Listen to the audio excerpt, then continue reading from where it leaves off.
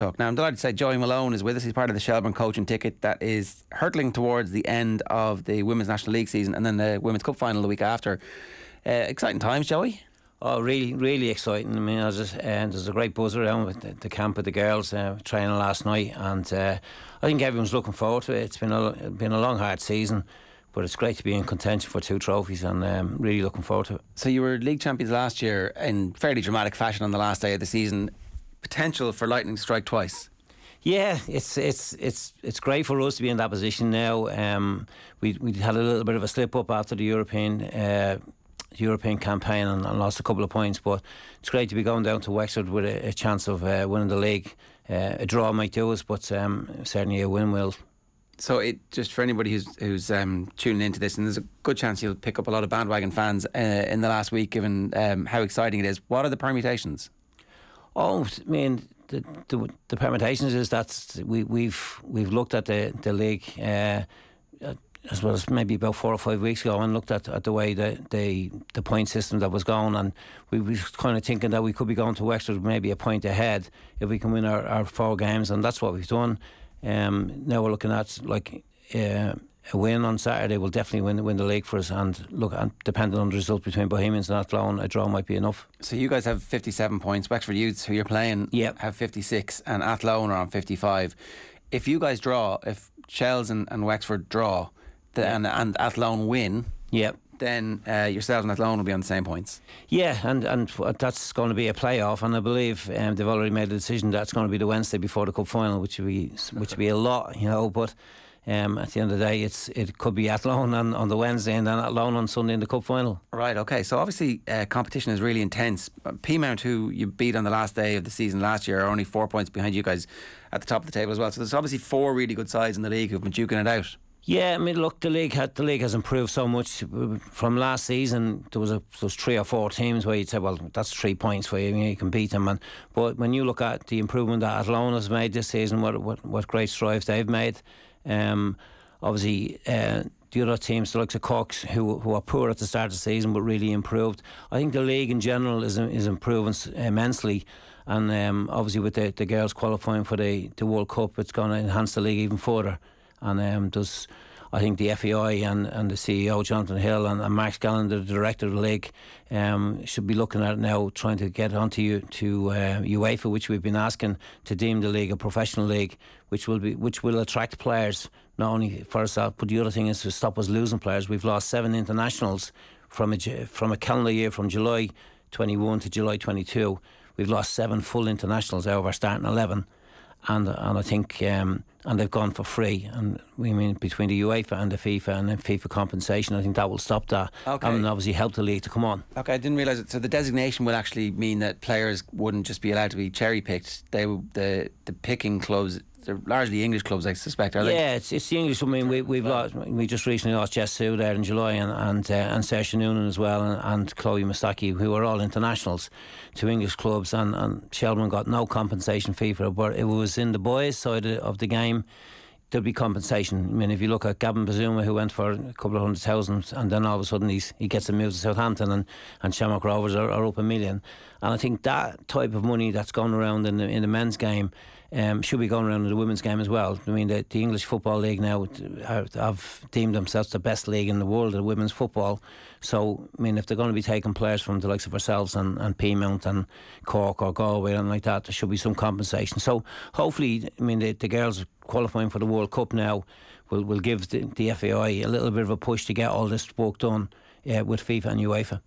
That sort of thing probably is crossing your mind when you have a talent like Abby Larkin in the team as well, who's 17. I mean, I know she scored the 2 goals against Sligo at the last day out to kind of set up this showdown in the final day, but hard to believe, like, she's born in 2005 and yet she has had such an impact on both yourselves and the national team as well. Yeah, I mean, it's like forward to be like a full senior international at just turning 17, and we've got like Jessie Stapleton as well, who's been in the international setup, and they've been. I mean, both of them made their debuts at 16 years of age and played a good part in us winning the league last year, and they're also playing a good part this year. And we've got young Leah O'Leary and coming through the international setup as well, as like she's still only 16, made a debut at 15 last year, and so we've got some good young players coming through, and you know, when you take the amount of players that we've lost, what a fantastic season the girls are having, to be able to win the league last year, lose 7 of your starting 11, and still be in contention for league and cup double. It's a great achievement for the girls, and obviously the coach and the management team as well. They have to put all this in place. So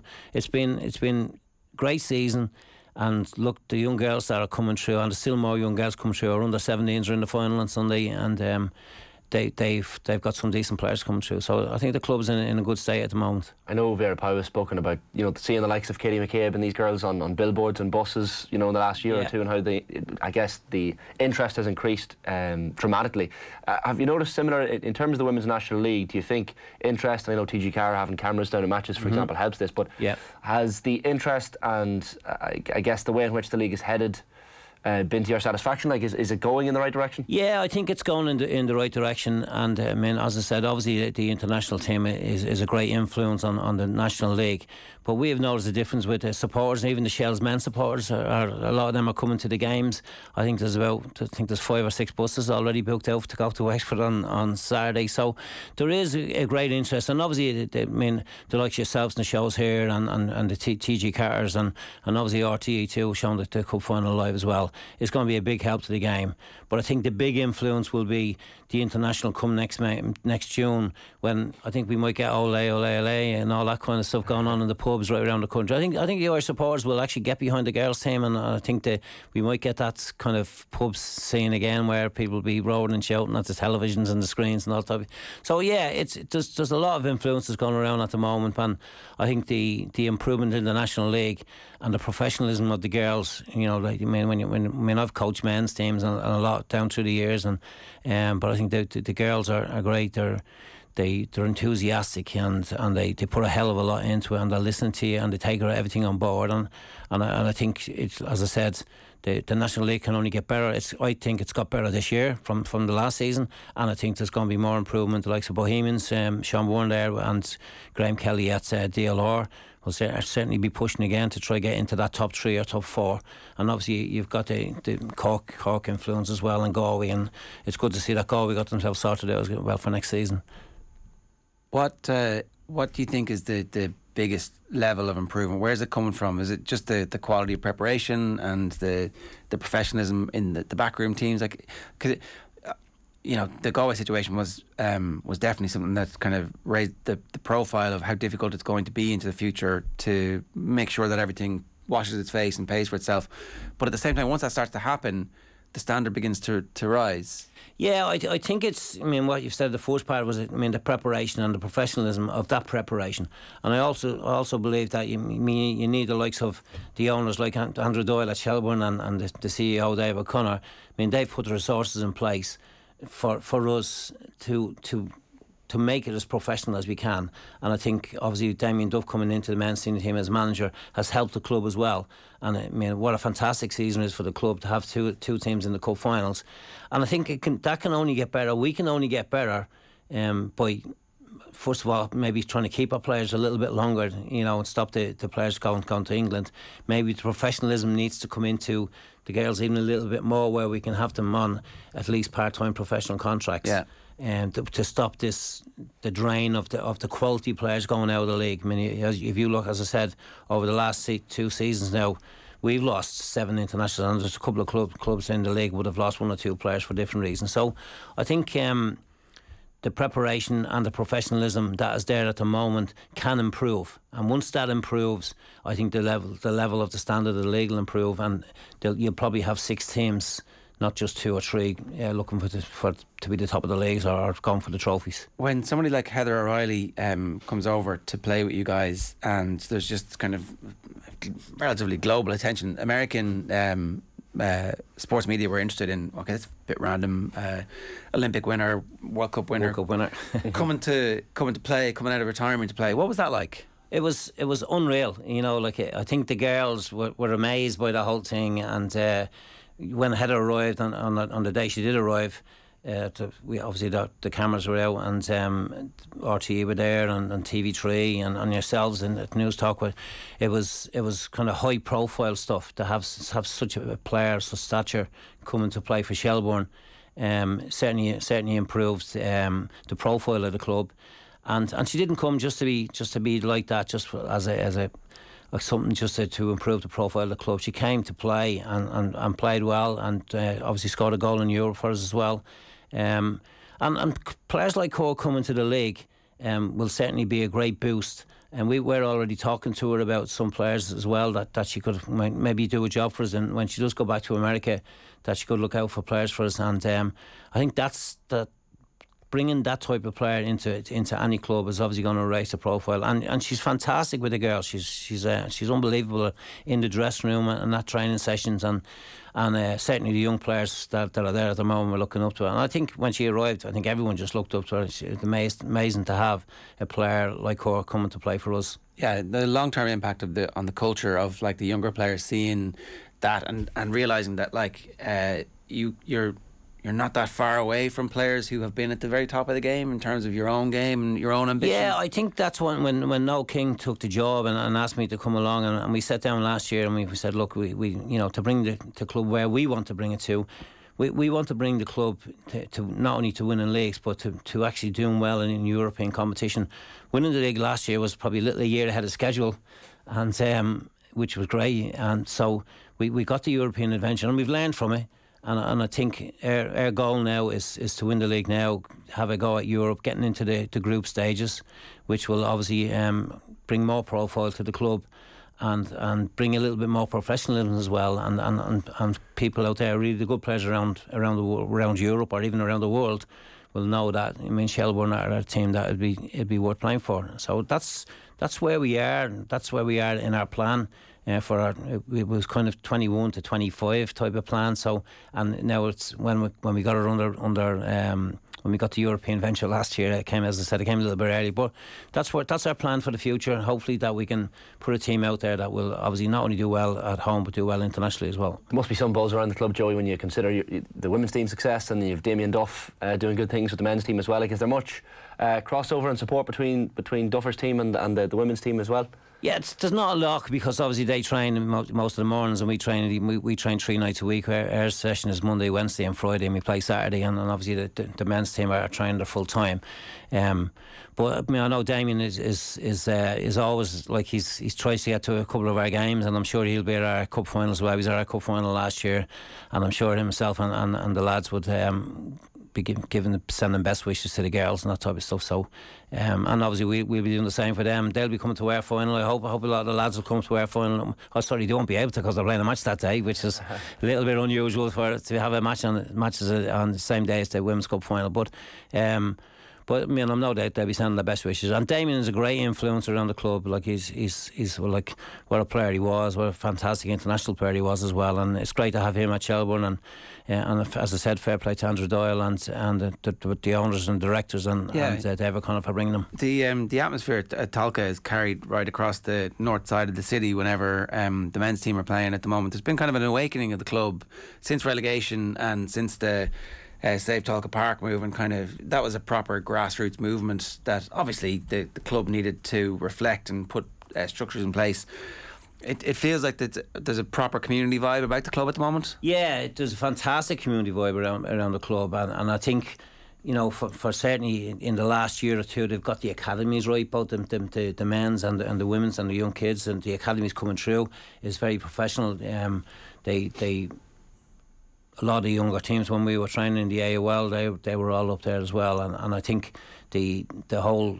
I think the local community all around has kind of bought into what Shelbourne are trying to do, and keeping Talca Park, I think, is a major step for the club, and hopefully they'll be able to get the money to improve the ground to certain sections of the ground that needs to be improved. But overall, I think the club is in good hands at the moment, and the only way is up, and I think the senior men's team it's a great season for them. They've a mid-table position, and I think they'll get a couple of players in that could be challenging for trophies next year. So, and I think the women's section of the game of the club is very strong. We've got some very good young underage managers as well, and some good coaches come through, and we've got some players in the team that are getting just over 30 who are doing their coaching badges as well, and I'm sure they'll be they'll be working with the club for the next few years. Even when they do stop playing, they'll be taking up coaching roles. When you're talking there, Joey, about Abbey Larkin and the young players and trying to nurture them and bring them through, like you might tell us a little bit about a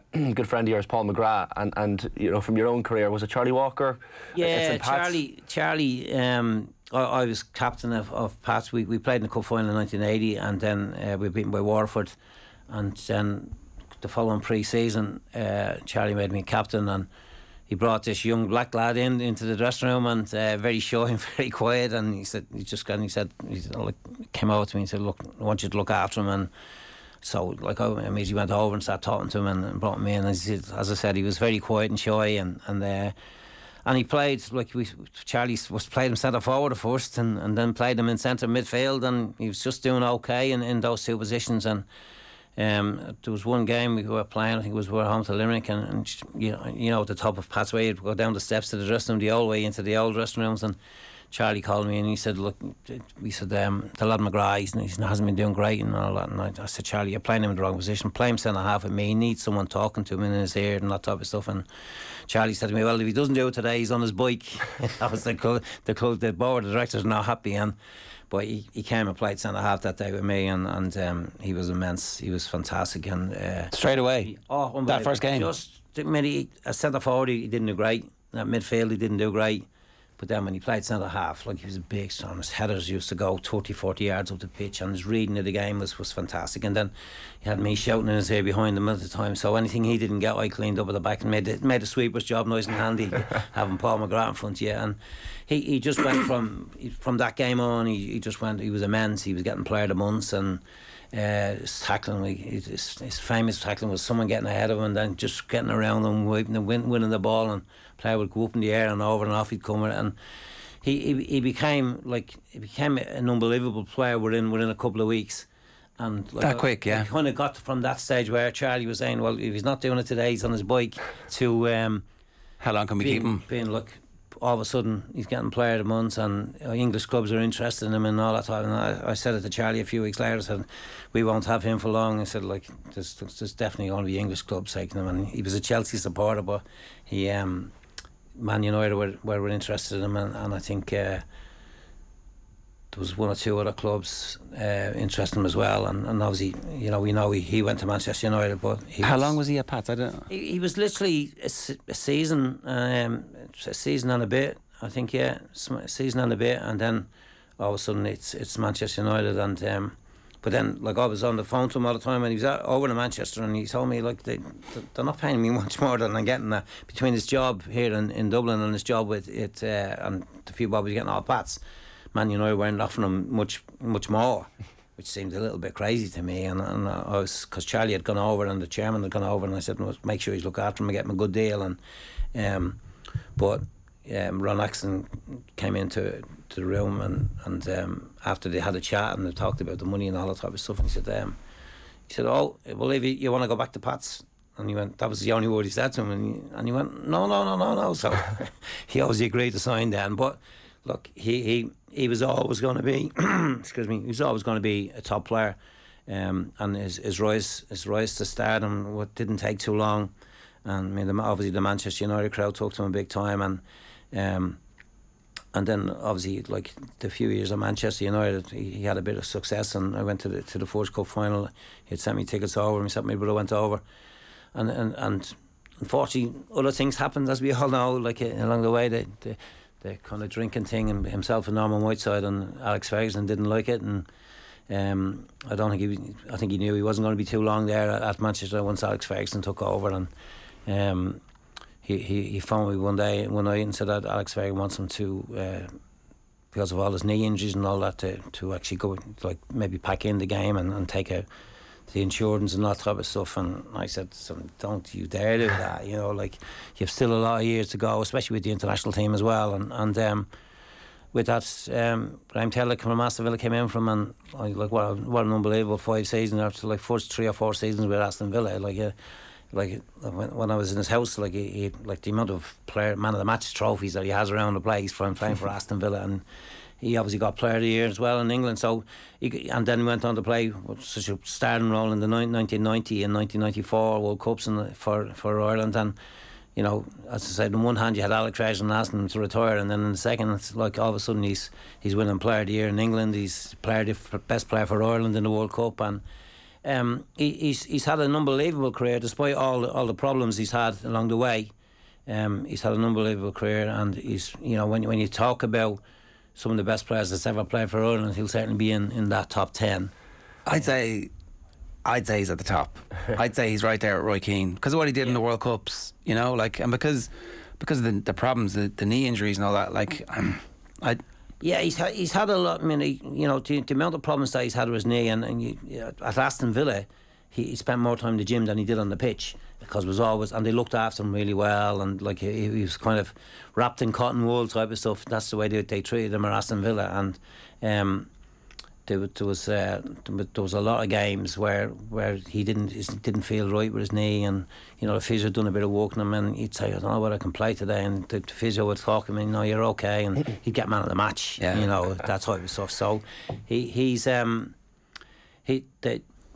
I think the problems with the knees and obviously his early coming up as a kid in the foster homes and all that, you know, there was a lot to do what he done, coming through all that kind of foster home situation and that type of stuff, was immense. And what a great story. And I think most people that would have read his book would know that, like, it wasn't always like sunshine and glory. There was a lot of hard times along the way, and for him to overcome all that and be the player he was fantastic. In terms of the best players you played against, like, I was looking at your time with Dundalk, 87, Ajax, the Cup Winners' Cup champions. Like, I was looking at the Ajax team there last night.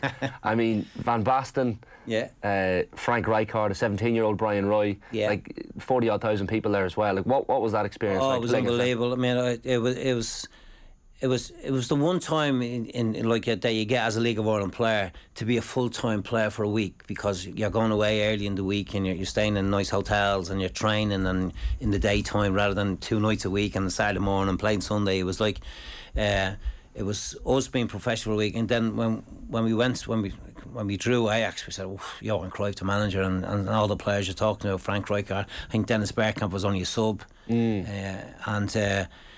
but we trained the night before on the pitch, and it was like someone was at the knitting all the grass together. It was so tight and so lovely. It was like a carpet, and because we were playing. Sometimes you could play in our season, and you go down to Waterford, to Kilcona Park, and there'd be muck, and you put your foot in, and your football boot would nearly come off. And so to come to this fantastic manicured pitch was unreal. And then we played obviously the next night, and it was the first time I've seen these big flags that come down on the top of the heads of people, and behind one of the goals it nearly takes up the whole stand. And it was amazing to see this coming through. And then all of a sudden we're playing against these unbelievable international. I mean, they had 8 full-time international, full Holland internationals in their starting 11, and it was like Rijkaard was unreal, and Alan Muren was playing, who had been at Man United, right? Rijkaard one side and Muren in the centre, and then you had Naiskens and Van Skip, and unreal. And the captain of Holland was the captain of Ajax as well, and it was like, but it was like they had the ball all the time. We were just defending. I think I headed about 300 balls out, like diving headers and this, because they'd come to the 18-yard box and they wouldn't shoot. They'd go out wide and get in and try to get, because we were tight with nearly all 10 players, and Alan O'Neill nearly in the 18-yard box. But to be fair to us, we done really well. I think it was like 20-0 all with 23 minutes to go, and a half-time 0-all going in. The fans were booing them, and, right? Because they were the previous European Cup Winners' Cup. They won that, and they brought the trophy out on the pitch before the game and all that. So here we are playing against one of the top teams in Europe, and we're 0-all at half-time, and it's tough, but it was great. And then obviously the first goal was an OG hit off the back of Rijkaard, hit a shot, hit off Larry Wise's ankle and spun up, and you couldn't have placed it in the top corner as to where it went in. And that was the first goal that broke it. And I think Frank Stabling got either the second or the third. Frank Stabling only had signed for them that season. They got a second or third, and we ended up losing 4-0. But it was only in the last, like, as I said, 20. I think it was 63rd or 64th, 66th, 7th minute when they got the goal, the first goal. So, but it was great. It was great to play in a stadium like that against a team like that, and obviously they bet us 2-0. Another OG, Paul knew it, a 30-yard back pass over Alan O'Neill's head in the game in Oriel Park. We lost it 2-0, but like, a great experience. I mean, Europe, I mean, you can see Shamrock Rovers present at the moment. I mean, what it's done for them and how it's brought the club on. And I think I was just reading in the past coming into the car, Shelbourne back in the 2000 and the run they had and the money that I brought into the club. And the Deportivo.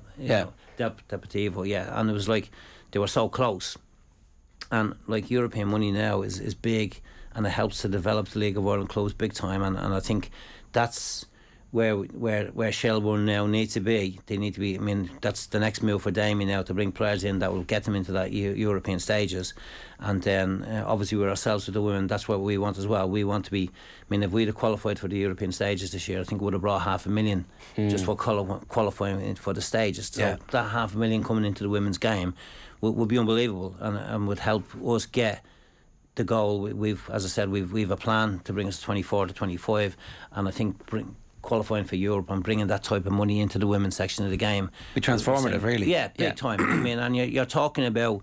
I mean, Noel has got good contacts from his time as manager of the women's senior team and the men's under 21s, and he's obviously done the senior men's team for a couple of games. So he's got some contacts around Europe, where all of a sudden, instead of us losing players, that is draining the League of Ireland of good quality players, we could not alone, if we lose them, we can bring some in, and we can have talks with the likes of Man United or Man City or Liverpool or Arsenal, even to players that are on the fringe that could be coming to us. We can't even bring players in on loan from clubs like that because we're not a professional league. Right. So the first thing that the FAI and Mark Scanlon and Jonathan Hill needs to do, and as I said to you earlier in the chat, that they need to deem the league professional, so that the kind of plan that we have for Shelbourne can be achieved, and even further. Are they close to doing that? Are they listening to you when you say that to them? They're saying they're talking. They have it. The process is in place. But I'm saying, well, why is it taking so long? I mean, for me, it should be just send a letter to. No, we've decided this. Yeah. I think in this day and age, it should be that simple that you kind of fill out a form, send it to UEFA. We want to deem the Women's National League a professional league. And let us get on with it then, because we want our teams to be able to achieve like high positions in Europe. Not only that, but we also want another competition for the women's football. I mean, the men's have 3 competitions. They've got the European, the Champions League, the Conference League, the UEFA League, and the Conference League as well. So, and the women only have 1. So, I mean, whoever finishes runners up in our league should be going into a European competition. Whoever wins our FAI Cup should be going into a European competition, and that's where the FAI need to be. They need to be having those conversations so that we can bring this league on. I mean, there was a story I read in one of the UA or the FAI. It was a UEFA conference, and a past player in England, probably a well-known player, I can't remember her name at the moment, but she said the only reason why they are hosting the European and winning the European Nations League at women's level was because they deemed the league professional. Up to that, you had girls getting a bus, and getting a bus to train, paying fees and paying subs at Arsenal and Man City and clubs like that. She said, now, since we made a league professional league, we are now the best league in the world. And I'm not saying that the National League in Ireland is going to be one of the best leagues in the world, but we can certainly come along and keep our players here, keep our best players here, which will help the international team. And also bring players in from abroad to help us achieve our goal, which is qualifying for the European stages of the league stages of the Champions League. Yeah. You're a bit of a legend in Monaghan, Joey, as well. I know that's my home club, Monaghan. Oh, yeah. But the Billy Baxter Lounge is still up Billy there. Baxter days. What happened, I was actually at the start of the season. It was a mad season. I left Galway as a player manager. I went to Longford. And then Alfie Hale asked me would I go to Waterford halfway through the season, well, about a third way through the season, and I went to Waterford, and then they ran into financial difficulties with it. So with about 2 months to go, it was in the papers that I had to leave Waterford because they couldn't afford to with the finance and stuff. So Billy Baxter rang me, and I went to Monaghan, and we ended up qualifying or getting promoted to the Premier Division that year. And And that season was the first season they tried the 6 and 6. Do you remember that? You probably don't remember. It was like they split the league. Like the SPL.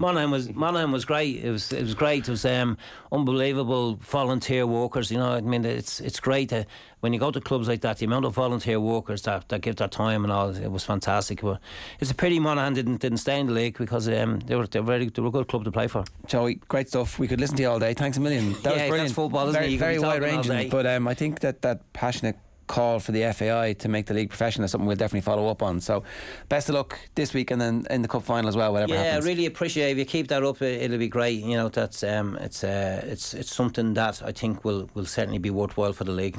Definitely, it's an important story.